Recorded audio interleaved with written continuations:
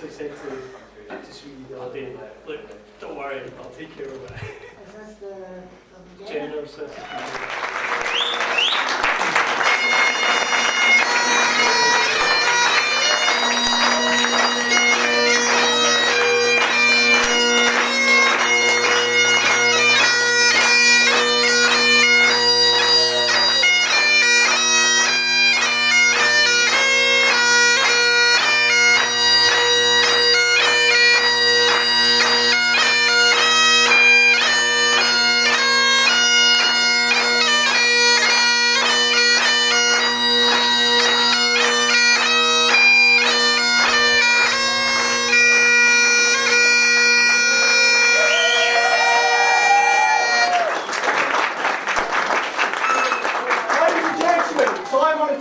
Your bride will now offer the piper a dram.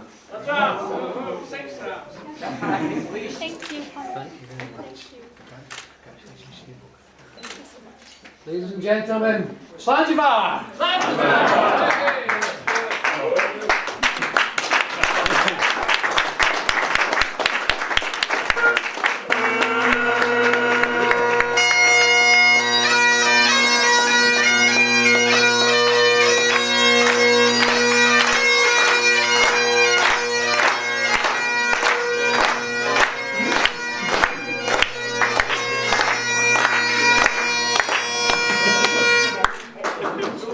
Ladies and gentlemen, we'll now invite your bride and groom to cut their wedding cake.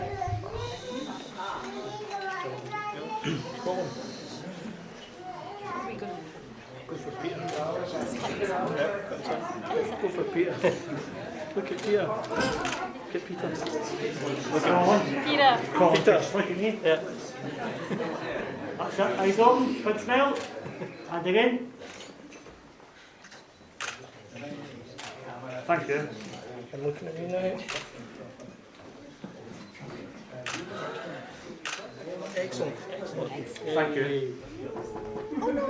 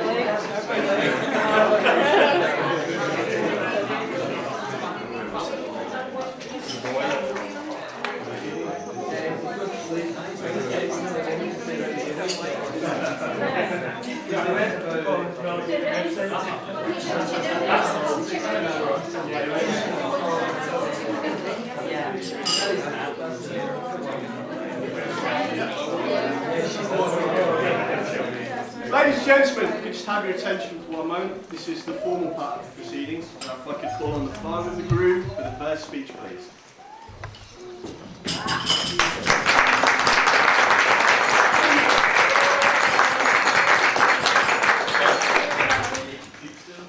Thank you, ladies and gentlemen. Those of you who were at an earlier family wedding a few months ago would notice that while the cake was being cut, I firmly held on to my seat to make sure nobody moved. Many of you will know the significance of that. I'm sure I'll explain it to those who didn't know the significance of it. Thank you all for coming. Welcome to Dalmahoy to celebrate the marriage of Colin and Swee. Special welcome to those of you who come from considerable distances, especially Chris, who just jetted in from Singapore 24 hours ago.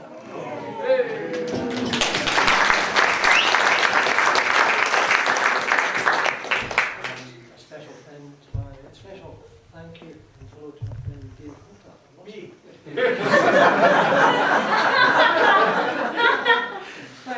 Thank you, Ian. And thank you for conducting the service with such humour and such thought-provoking words for us. We enjoyed it very much. Of course, the Church of Scotland has not always been noted for humour in its services. For those of you outside Scotland, the Sabbath, Sunday, our day of rest, is something which we take very seriously in Scotland. It's not to be enjoyed, is it? It's something we take our pleasures very seriously. And the story is told of one minister who was preaching to a new congregation, and he was trying to introduce some humour into the service. And most of the congregation were really enjoying this, except in the front row there were two old, rather crusty members of the congregation. One seemed to be enjoying it, and his pal sitting with a dour, sullen face. And eventually, pal turned to him and says, "You're no laughing." "Why are you no laughing? Do you not think he's funny?" "Aye, he's funny." "And why are you no laughing?" "I don't like him. I'll laugh when I go in."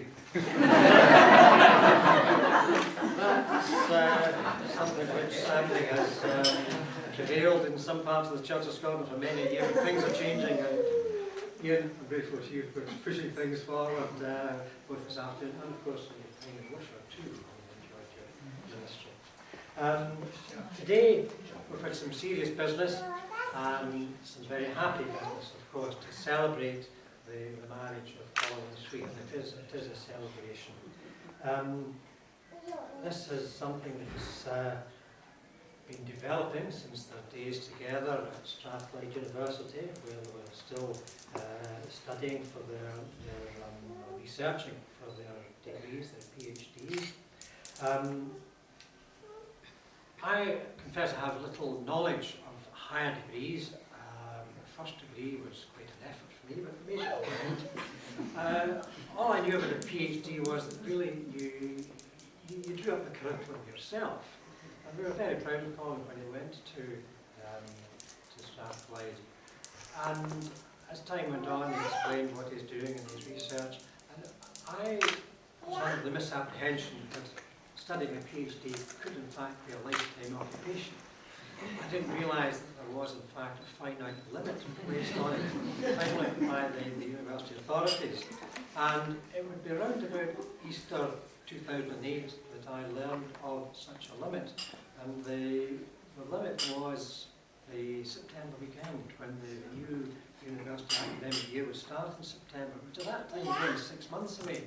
And Colin was much more serene about this impending possible difficulty than I was.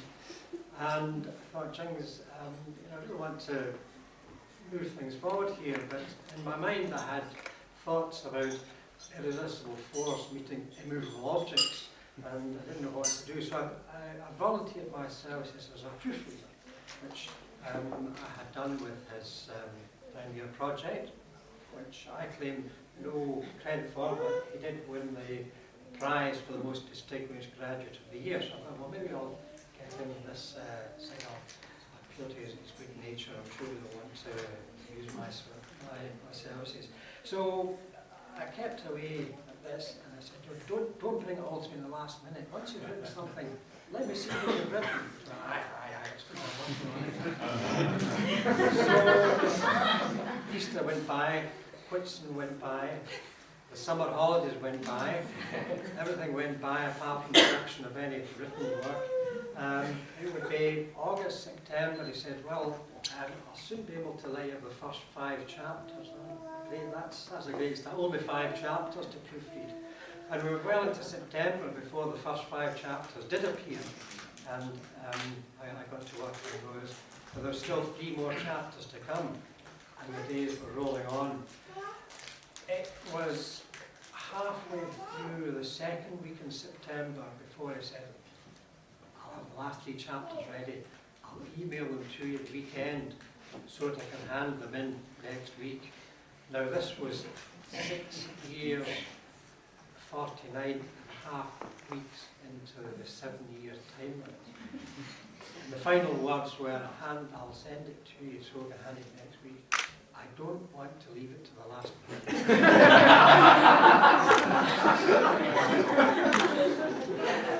He doesn't deny it. So, if nothing else, he has shown his great skill at crisis management.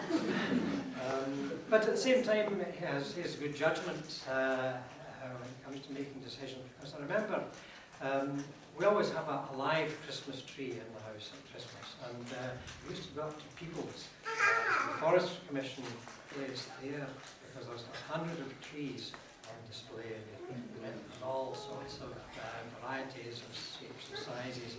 And I remember going there when Colin, I think, before Laura appeared in the scene, I think Colin must have been about 3, we were going up and down the rows of trees, and I heard this little voice come from somewhere over there, here Daddy, this tree here Daddy, this one with the lights on. I don't think the manager would have been too happy the tree that he had stuck outside his door, but it showed that they had good taste. And that good sense of taste, of course, has prevailed right up to today. Couldn't do better with his choice of brides, and you're looking beautiful today, Swee. So he has, he did get the PhD submitted. It was accepted, and pleased to say that's all history now. And of course, he's now project manager with Agile Technologies. And this is perhaps the most significant project of Colin's life that he's managed so far. And I'm sure that all of you who are here today who have had a job to do, and I would thank you and congratulate you all for doing your jobs so efficiently. I'm sure you've all got close to your hearts right now the master schedule, the relevant volume, all the times here, the events, where it is, the dependencies, and the responsible person. So far, so good. I think we're only 12 minutes late starting. But it's not bad. It starts at 10 o'clock this morning, so British Railway was quite easily managed. Not 6 hours.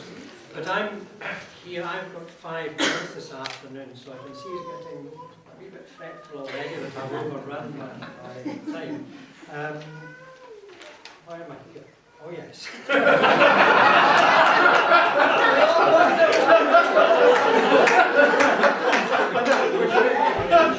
doing so well, I don't want to mess it up.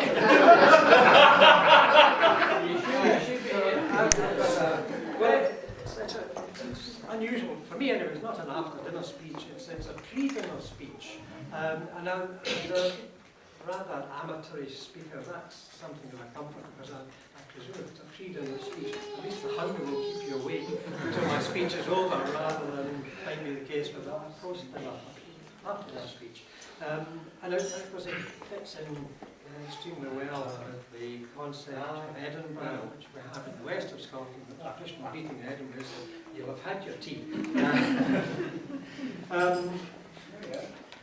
So today it calls me to deliver this toast with brevity. I was at a dinner about a year ago, and there was a masterpiece of brevity. After that speech by Jim Leishman, formerly manager of the Edinburgh Athletic, with some problems right now. But if any of you have heard Jim Leishman speak, he always has a poem. He's a very humorous poet.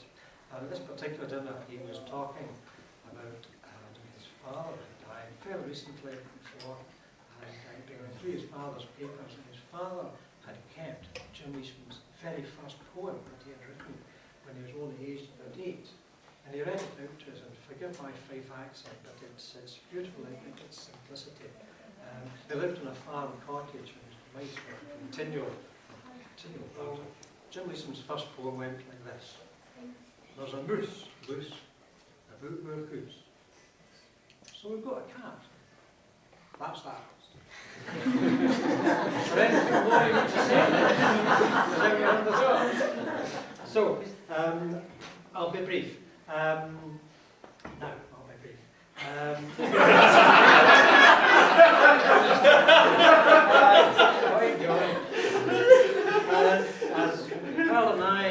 approach our next wedding anniversary, which is a few months away, but it will be our 40th wedding anniversary, I began to reflect upon it. The first thing I reflected upon was the fact that nobody told me it would go on as long as this.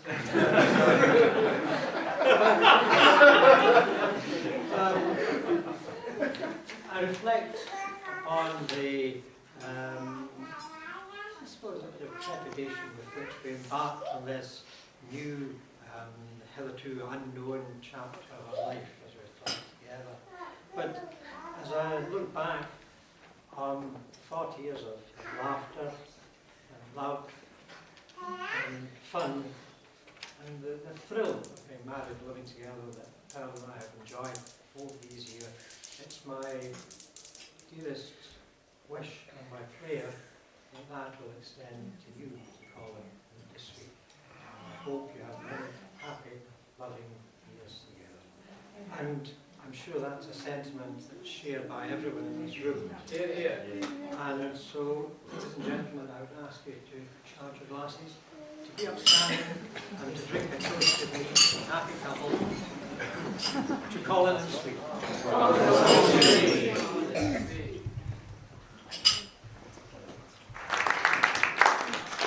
Now to hear from your groom, Colin.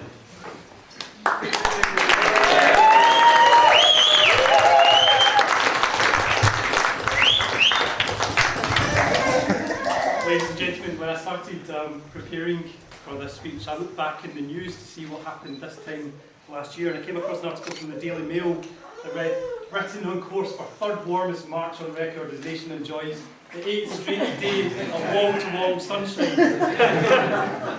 Today, 20 degrees cooler than that. We managed to get the white wedding we probably didn't quite plan, but rain, sleet, hail or snow, we were determined to get married today.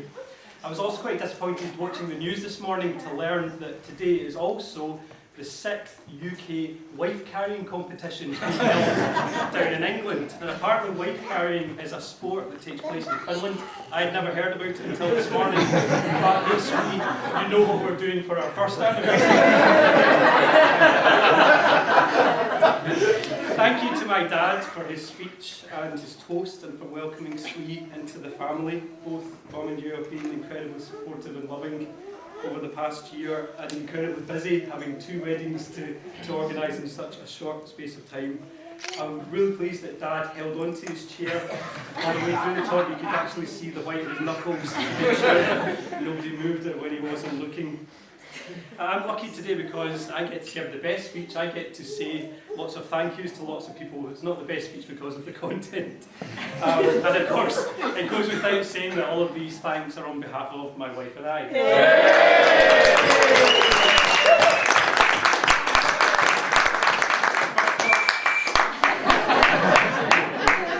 We'd like to thank all of our guests for sharing in our day-to-day, and especially those of you who had to travel long distances to come here. Thanks to Chris for coming all the way from Singapore. Thank you to my Auntie Laura for cutting short our holiday and flying straight here from Spain as well. We're very grateful that all of you are here. You're all very special to us. You've all been a very important part of our lives and a huge influence on us, and we've been absolutely overwhelmed by everyone's kindness and generosity of all the gifts that we've been receiving. It's been brilliant to come home every night from work and find the cards and letters and presents and all these things and the build up to the happy day, and we're very grateful for all of them as we build our new home together. And we consider ourselves very fortunate, not just because we've got a diverse group of family and friends, but from where you've come from, but also in the age range that we've got here today. I think Amrit wins the prize at 15 months old, something like that. So she's the youngest here, and it spans all the way up to my gran over in the corner who celebrated her 90th birthday. I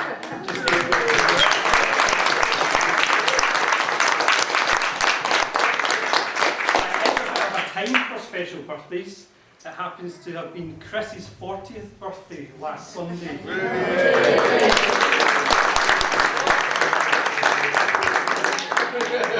And we have one more birthday as well, hiding over in the corner over there. Baljinder is celebrating her 30 something.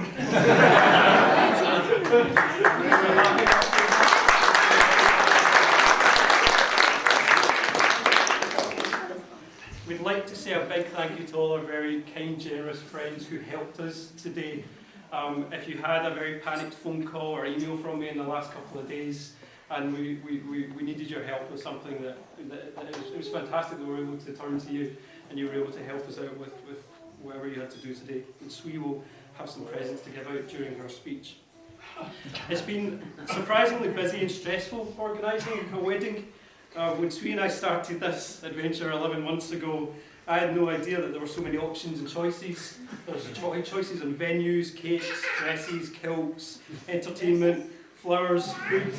The list just goes on and on and on, and it feels like we've just had to make endless decisions day after day after day for the past year. And Had one wedding.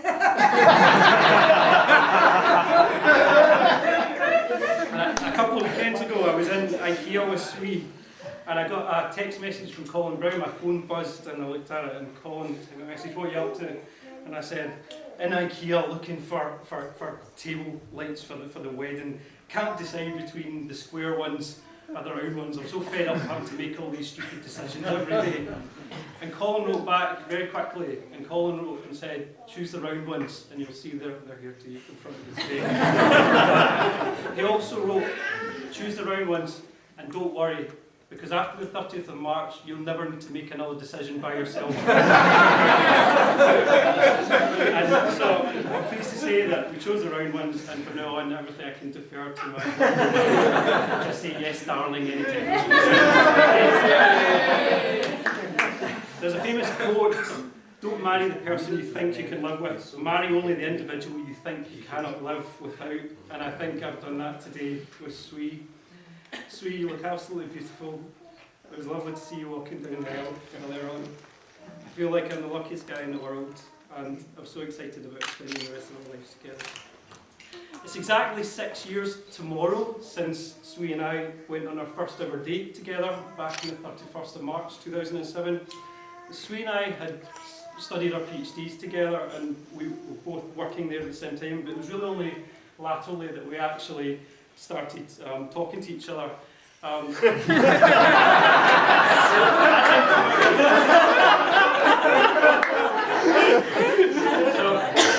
many late nights in the office at weekends and the evenings. Swee was late working, writing up her thesis. I was late working, not writing up my thesis. And often there would be a knock on the door, and there'd be Swee coming around to say hello and how are you and what are you up to. And our first proper date went well. That sort of led on to our second date a week later, where we went and made a trip to Edinburgh Zoo, where we enjoyed seeing the animals and getting to know each other a little bit more. And so it seemed only fitting and appropriate that last April I got down on one knee at the tiger enclosure at Singapore Zoo and asked Swee to be my wife. Now, I thought that was entirely appropriate because the tiger is Swee's Chinese birth sign, and it's a good representation of her personality.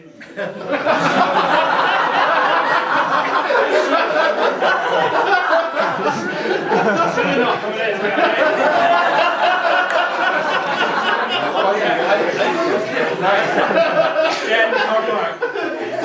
Swee thought this was entirely appropriate because later on she thought I was going to feed her to the tiger.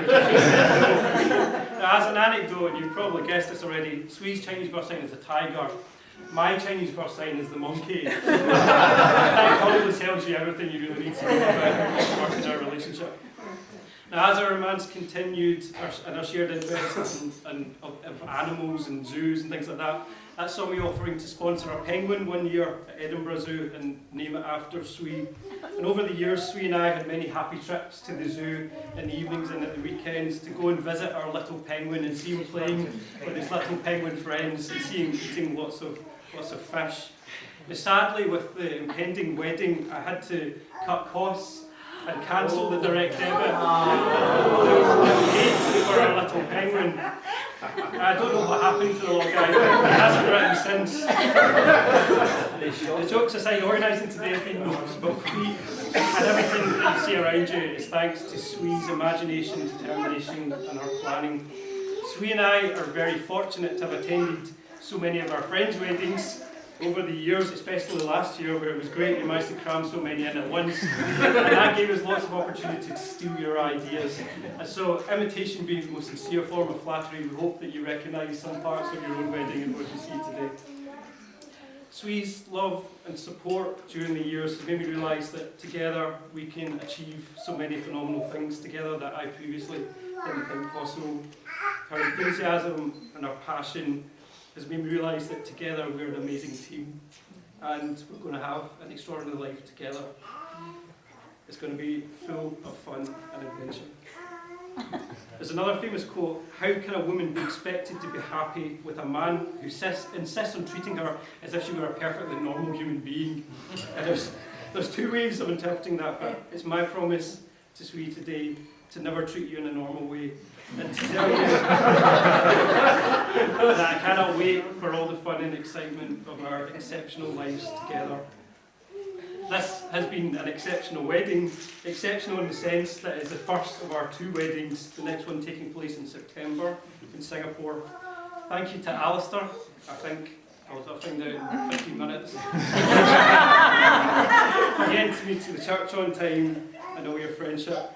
Alistair's got the pleasure of being my best man twice and therefore delivering 2 best man speeches. So I'm looking forward to that in a few moments' time.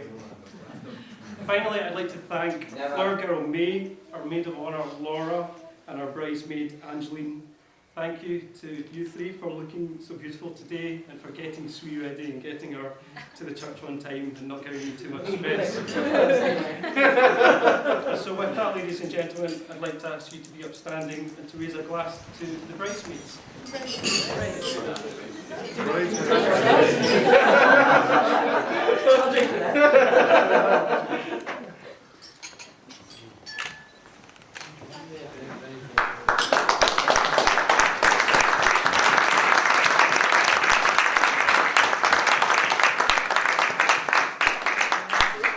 And now to hear from your bride.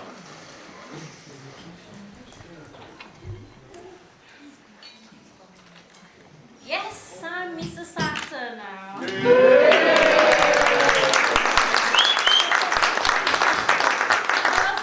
In order to be a proper actor, all the brides of the actor family have to give a speech. Isn't it? Rest assured, I'll give a speech because I will not miss the opportunity to attend so many of you.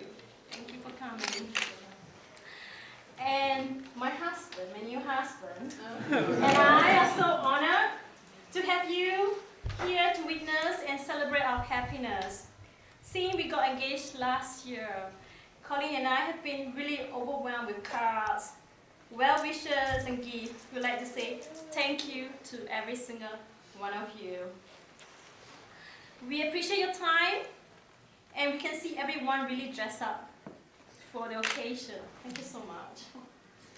And we know some of you have traveled a long way to be here with us, and we would like to say how much it means to us to share our day with family and friends that love us. We hope you have a good time so far, and we have a couple of fun things, waiting for you after the wedding breakfast. Right now, Colin and I will make sure they are well taken care by the hotel staff. I would like to thank my new parent-in-law, her and Michael Arthur, that made me feel very welcome and accepted. I'm very lucky to have such great in-laws. Thank you for raising Colin, and rest assured I'll look after him.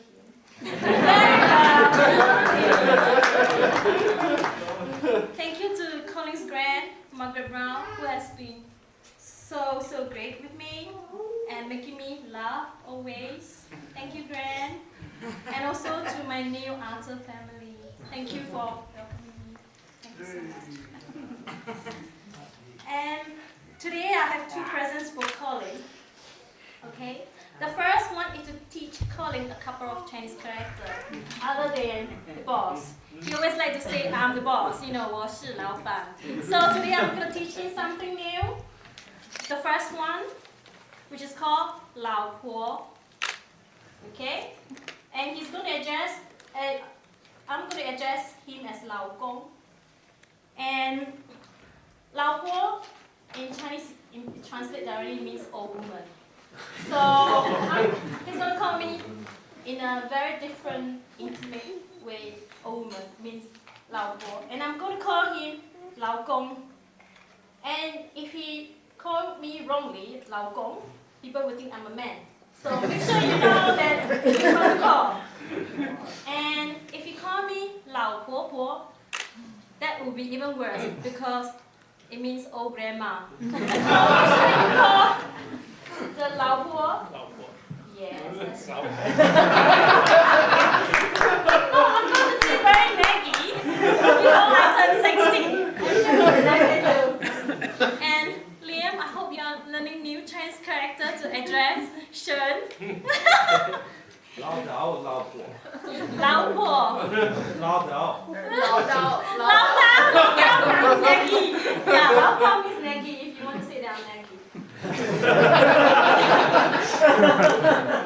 I'd like to thank Colin for loving and cherishing me for the past 6 years. It means so much to me standing here as a wife. And today has been so perfect, other than the snow. Snow is the perfect one. Yeah, God blessing. As a Chinese philosopher, Lao Tzu said, to love someone deeply gives you strength. Being loved by someone deeply gives you courage. I love you with all my heart, and I know for certain that will never change. I must be the luckiest person on the earth, and I know that we're going to have an amazing life together.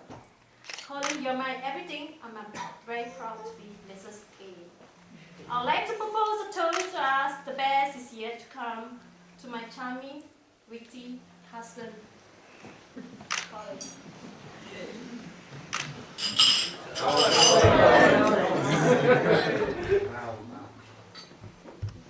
Additionally, for our future, I'd like to say to Colin, stop worrying. But don't stop believing.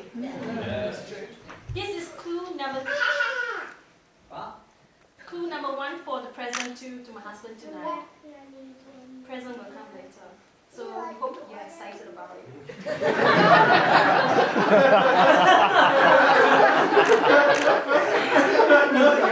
Today, yes. It's not on the schedule. Well, too bad. You just have to take it. Today, I have only one small request to my new husband to spin me around at a dance floor like he has never done before. Telling me not, we can telling me not song. Spin me around. Next, Colin and I would like to thank a couple of people who help us today and also in our wedding preparations. In no particular order of favoritism. Okay. Special thanks to my mother-in-law, who has taken the role of my mother, who is in Singapore taking care of my father. Colin's mom had helped me to pick my dress. It's gorgeous, isn't it? And get them fitted, make sure fit well and everything. And she also shared a lot of her magazine. Colin forbid me buying any magazine, so the mom will give me some magazine. So it gave me some ideas what I'm looking for in the wedding. And also looking at the wedding venues and wedding plans. Thank you.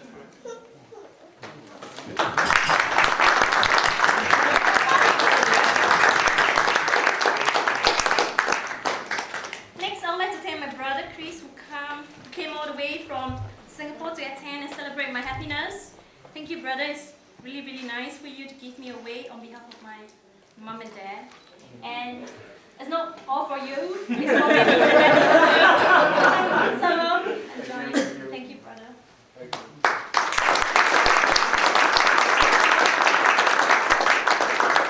I'd like to thank our Minister, Reverend Ian Kota. Colin and I feel very, very honored to be have you to conduct our religious ceremony. And we feel really, really blessed. Thank you so much.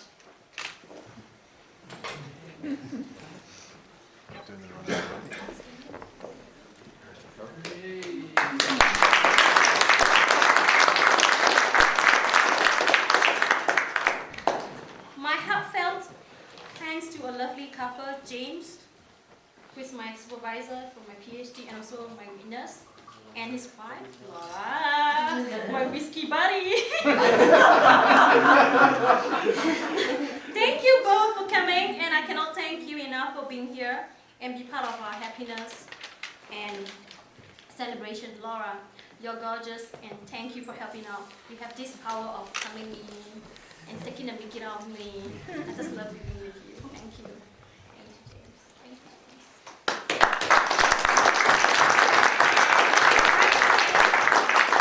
And Jane, who came all the way from Dublin and be with us as my pretty bridesmaid. I think everybody could not believe.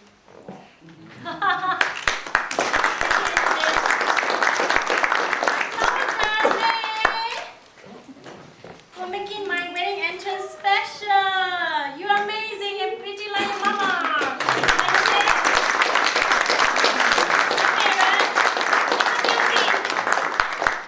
And best man Alistair for keeping Colin calm and getting me here today.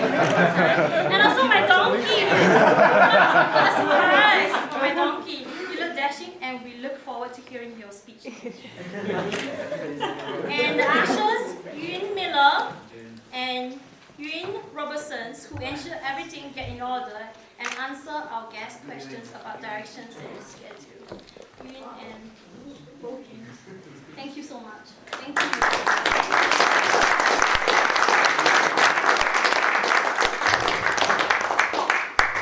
Our videographer. Brian, thank you for helping out and recording every special moment as much as possible.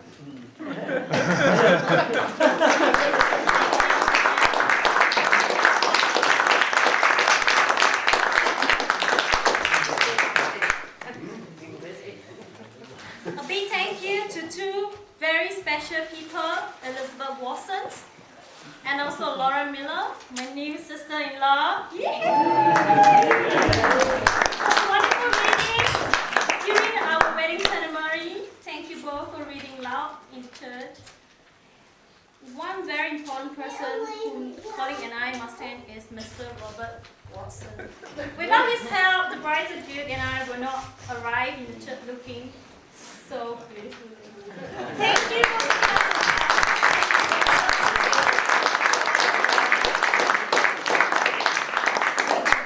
So, to the new other family, do I pass the test?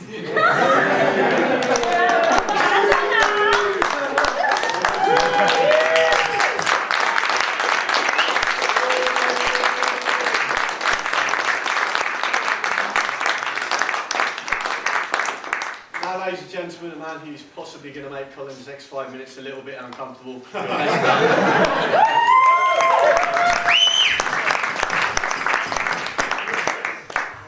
don't know whether it's wise to stand here so that you can see me. I'll stand here. But good afternoon, ladies and gentlemen. For those of you that don't know me, my name is Alistair, and I have the honour of being Colin's best man. I hope that you've all enjoyed yourselves so far and are having a good time. But Colin, remember that warm feeling of happiness. Because for the next 10 minutes or so, you're going to be feeling decidedly uncomfortable. I have to say, I was absolutely stunned when Laura, Colin's sister, asked me if I would be his best man. I was even more touched, ladies and gentlemen, when Swee asked me to be Colin's best man. However, I was even more delighted when he plucked up the courage and asked me himself. But I think I now understand this reluctance. I realised, while preparing this speech, that Colin and I have been friends for almost 20 years. And he was more than likely terrified about the darkest secrets, known only to a few, that I'll be sharing with you today. But not only with those in the room, because I'm sure you'd all agree that what Colin and Swee.com really needs is an embedded YouTube version of this speech. My delight about being asked to be best man, ladies and gentlemen, began to vanish when Colin and Swee shared their wedding plans. You all know that Colin likes a bargain. Little did I realise that I was going to be the biggest special offer at this wedding. Ask for one best man speech, get another one free. For Colin and the rest of you making the trip to Singapore, get to hear me again at the Chinese reception in September. However, by that time, I'll have sorted him out with a stag night, and there'll be even more scandal for this speech. So if anyone here, perhaps you, Chris, I'm looking for it. if you could help me translate, I cling filmed him naked to a lamppost into Mandarin. So Colin and I have been friends since our early teens when we were both awkward teenagers at Hamilton College. Despite a shared heritage, our grands were actually in the same class at school. We didn't get to know each other until a bit later when fate brought us together. A chance conversation on the last day of term one year led us to discover quite remarkably that each of our families had completely independently booked to stay in the same resort at the same time on Longboat Key in Florida for our summer holidays. And whilst I might just have been shy and awkward, it took some time for me to turn into the dashing, charming and stunningly handsome young man that stands before you today. Colin added his own special brand of geekiness to this awkward mix. Colin brought new meaning to geek chic in those days, with what he hopefully now realises was a quite awful curtain haircut and a complete collection of knitwear from the sweater shop. But it was the dawning of the internet that really characterised the early days of our friendship. It was our generation of hormonal...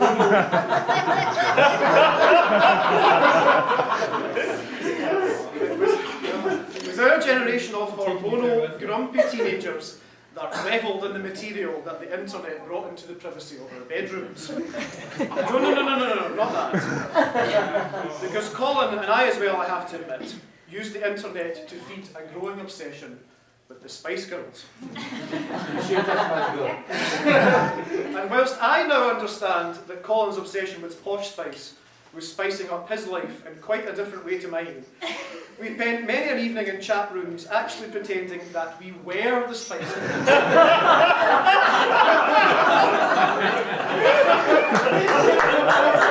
And with the dawning of voice technology, we took this one step further by then impersonating their accents and chatting to unsuspecting fans.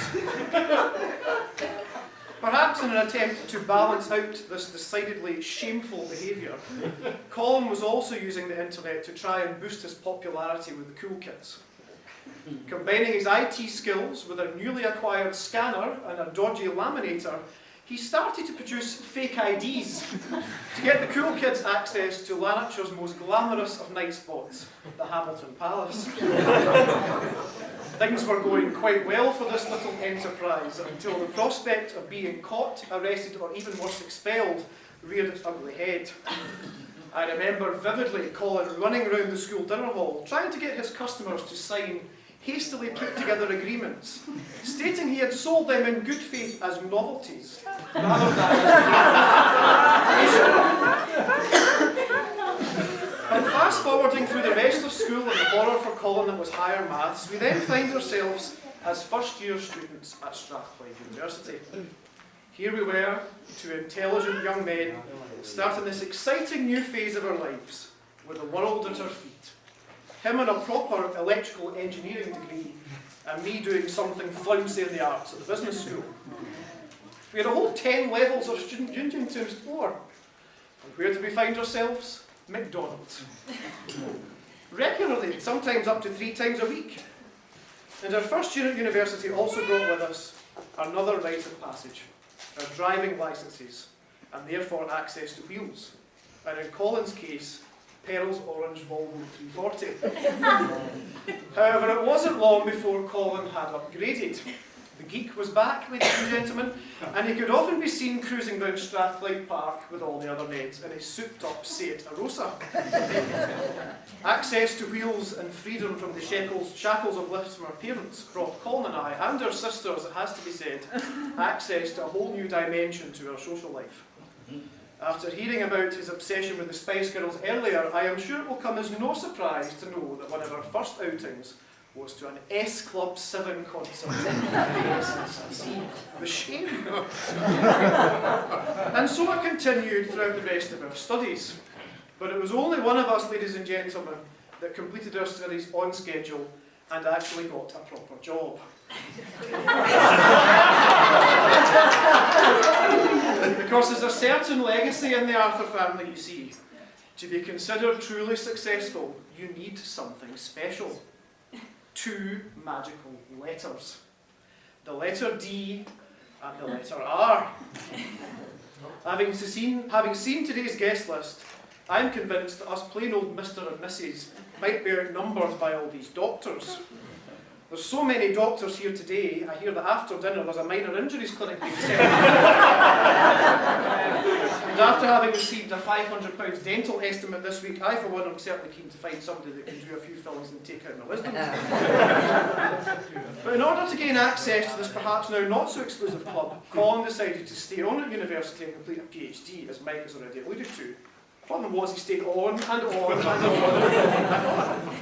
So much time so there were times we thought Colin was actually never ever going to graduate. But in the end he did, as Dr. Colin Arthur in 2009. But there was a problem with this. Long-standing sibling rivalry between Colin and Laura had taken a new turn. For whilst Colin had been playing about with circuits or whatever it was he was doing there, Laura was bringing up the rear and graduated as a doctor herself in 2006. And to rub salt into the wounds, and I realise I'm taking my life into my own hands, Laura is at least a proper doctor.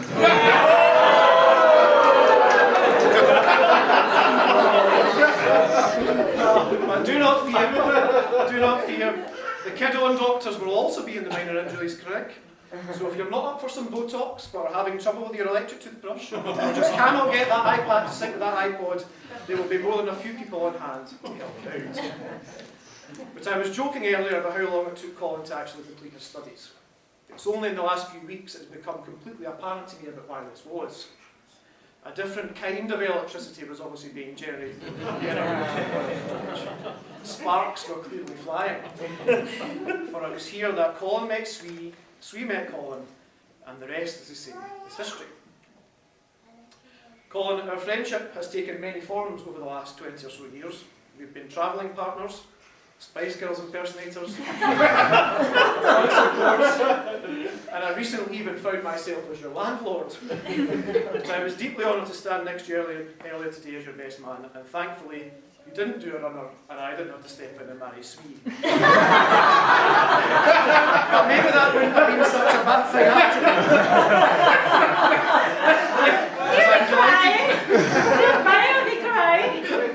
I'm delighted that you found someone to share the rest of your life with. Someone that is kind, sweet, organised, and someone that I am also delighted to call a friend. So ladies and gentlemen, and you can now relax as I've done.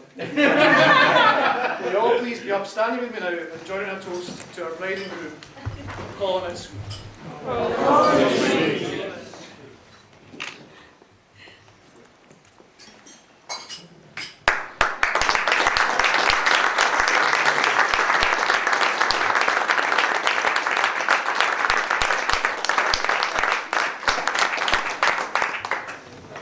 Ladies and gentlemen, that concludes the speeches.